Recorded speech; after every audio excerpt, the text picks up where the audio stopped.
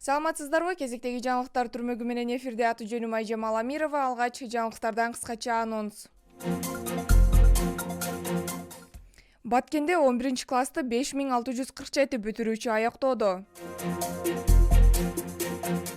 Сууга чөккөн баланын окуясына байланыштуу 7 мугалим иштен алынды. Абактарга ири өлчөмдө баңгизат ташыган жаран аныкталды.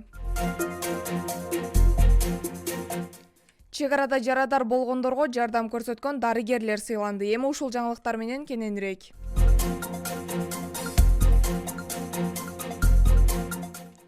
Бүгүн 9-июнда Кыргызстандын бардык мектептеринде акыркы коңгуроо салтанаты өтүп жатат. Аталган саамалык Баткен облусундагы мектептерде да белгиленүүдө.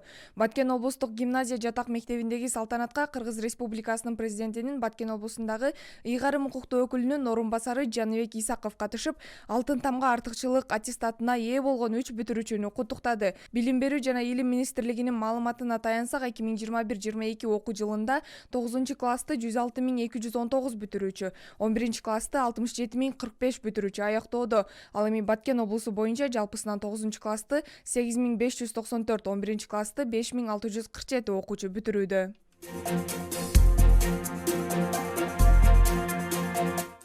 Сууга чөккөн баланын окуясына байланыштуу 7 мугалим иштен алынды. Бишкектеги Ала Тоо аквапаркында окуучу баланын сууга чөгүп кетиши боюнча түзүлгөн комиссиянын иши жыйынтыгы менен бала окуган мектептин 6 мугалими башталгыч класстын окуу бөлүмүнүн башчысы Эмгек кодексинин нормасына ылайык иштен алынды. Бул тууралуу Бишкек мэриясына маалымдашты. Мындан сырткары комиссия баланын коопсуздугун камсыздоо боюнча иш-чаралар аткарылбаганы үчүн мектеп директоруна чара көрүү менен керек болсо иштен алуу боюнча сунуштама берди. Ошондой эле комиссия 13 башталгыч класстын окуучуларына эс алуу уюштурулганын аныктады. Бир мугалим уюштуруу иштерин жүргүзгөн, бирок мектеп администрациясынын жана балдар иштери боюнча инспекциясынын бул тууралуу маалыматы болгон эмес. Мындан улам эс алууда аталган адамдар катышкан эмес, укук коргоо органдарынын коштоосу дагы болгон жок.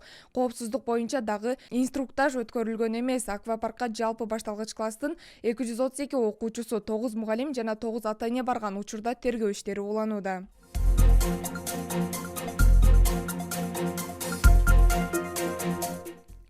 Абактарга ири өлчөмдө баңгизат ташыган жаран аныкталды. Баңгизаттарды мыйзамсыз жүгүртүүгө каршы күрөш кызматы менен жазаларды аткаруу кызматы биргеликте Бишкек шаарынын жана Чүй облусундагы абактарга баңгизат ыргытуучу каналдарды жоюу боюнча атайын операция өткөрүшкөн. Натыйжада эркиндигинен ажыратылган жайларга баңгизат ташып жүргөн жаран кармалды. Бул тууралуу Ички иштер министрлигинин басма сөз кызматы билдирди. Кармалган жаран 1989 туулган тургуну Арс Кайманы аттуу жигит экени аныкталды. Ал күнөөнүн мойнуна алды деп айтылат маалыматта.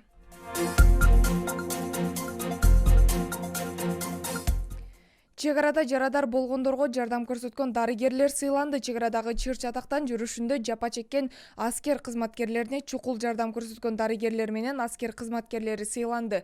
Бул тууралуу Кыргыз Республикасынын УКМКнын басма сөз кызматынан билдиришти. Сыйлыктарды УКМК төрагасы Камчыбек Ташиев тапшырды. Кыргыз Республикасынын улуттук коопсуздук органдарына 100 жыл юбилейлик медалы менен, кызматташтык үчүн төш белгиси менен жалпы 18 кызматкер сыйланды. Анын ичинде Баткен облустук бириккен ооруканасынын 5 дарыгери кызматташтык үчүн төш белгиси менен сыйланышты. Алар Кудайберди Жаныкулов, Таалайбек Сооров, Рустам Хусейнов, Сапарбай Сатыбалдыев, Бакытбек Бакировдор болду. Сиздерди жаңылыктар түрмөгү менен мен Айжам Аламирова таныштырдым. Кайрадан эфир аркылуу амандашканча сак саламатта туруңуздар.